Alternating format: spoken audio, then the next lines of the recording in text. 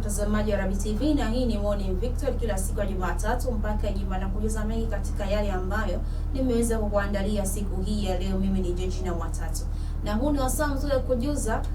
yale ambayo yameweza kujiri nje ya mipaka ya Tanzania. Na moja kwa moja tuangazie kwa kile alichoweza kuzungumza waziri wa mambo ya nje wa Irani Abbas Araghchi kuhusiana na mgogoro wa kivita ambao upo sasa hivi kati ya Irani pamoja na Marekani. Na tunafahamu kuhusiana na mgogoro huu ambao upo jinsi gani, ambapo mataifa yote mawili hayana imani. Upande wa Marekani haina imani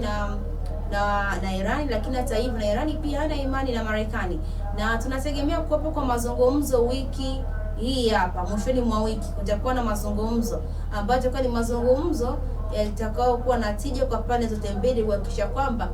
ili vuguvugu hili ambalo linaendelea sasa hivi basi linaenda kutamatika kabisa. Na tumeweza kuona jinsi gani ambavyo rais wa Marekani Donald Trump naye pia aliweza kuzungumza kuhusiana na mazungumzo ambayo yapo, akisema kwamba mazungumzo yameenda vizuri na yalikuwa ni mazungumzo kati ya uongozi wa Irani pamoja na Marekani kuhusiana na masuala mazima ya mkataba wa nyuklia. Na kwa wiki hii tunategemea kuona mazungumzo mengine yakiweza kufanyika kati ya Marekani pamoja na Irani kuhakikisha kwamba mgogoro huu unaenda kutamatika. Na tumeweza kuona kuhusiana na baadhi ya viongozi ambao waliweza kuwekewa vikwazo na Umoja wa Ulaya, na hii ni baada tu ya viongozi hao kuna baadhi ya matamshi ambao waliweza kuyazungumza, na hata hivyo kuna baadhi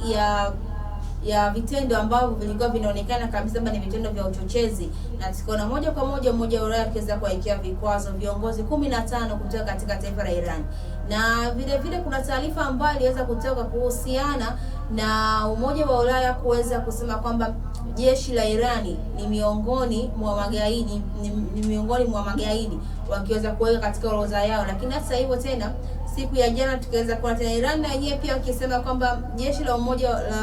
la Umoja wa Ulaya na wenyewe wapo katika orodha yao ikiwa ni miongoni mwa magaidi. Kwa ni kama vile kila mmoja amekuwa akiweza kumtupia mwenzie lawama zaidi kati ya Umoja wa Ulaya pamoja na taifa la Iran. Lakini je, vipi kuhusiana na mazungumzo ambayo yataweza kufanyika kati ya rais wa Marekani Donald Trump lakini pia na pamoja na uongozi wa Iran kukaa pamoja kuweza kuzungumza kuhusiana na mgogoro huu ambao upo, kuweza kuweka pembeni tofauti zao, lakini hata hivyo kukaa kuweza kuzungumza kuhusiana na ule mkataba ambao mwaka 2015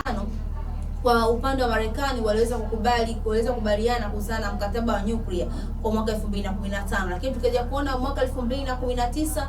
rais wa Marekani Donald Trump akaweza kukataa mkataba wa nyuklia. Na kwa mwaka jana 2025 tukaweza kuona Marekani ikiutakasana mkataba huo wa nyuklia kwa hali na mali, lakini ni kama vile bado hajaweza kukata tamaa rais wa Marekani Donald Trump kisha kwamba anakaa mezani na Iran na kuweza kuzungumza kuhusiana na masuala mazima wa mkataba wa nyuklia. Na kwa mwaka jana 2025 wakati Marekani ikiweza kuandaa vikao vyake mbalimbali kuhakikisha kwamba anakaa na Iran katika kuhakikisha kwamba mkataba wa nyuklia wanaenda kusaini, wanakaa mezani na mazungumzo yanaenda vizuri zaidi. Na ndio wakati huo tukaja kuona kwa upande wa Iran pale ambapo rais wa Iran Masoud Pezeshkian akiweza kufanya mazungumzo na rais wa Korea Kaskazini Kim Jong Un katika mkataba wa nyuklia.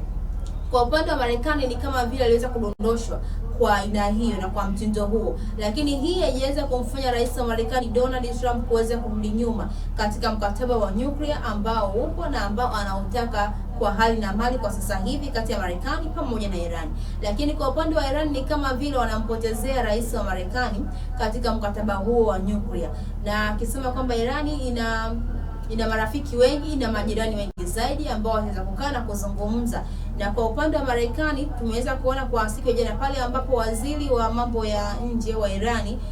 Abbas Araghchi naye pia akiweza kuzungumza akisema kwamba inabidi pande zote mbili waweze kuaminiana, upande wa Irani iweze kuweka imani kwa Marekani, lakini pia na upande wa Marekani iweze kuweka imani kwa Irani ili mazungumzo yaweze kufana na yale ambayo tutaweza kuyajadili basi yawe na tija katika pande zote hizo mbili.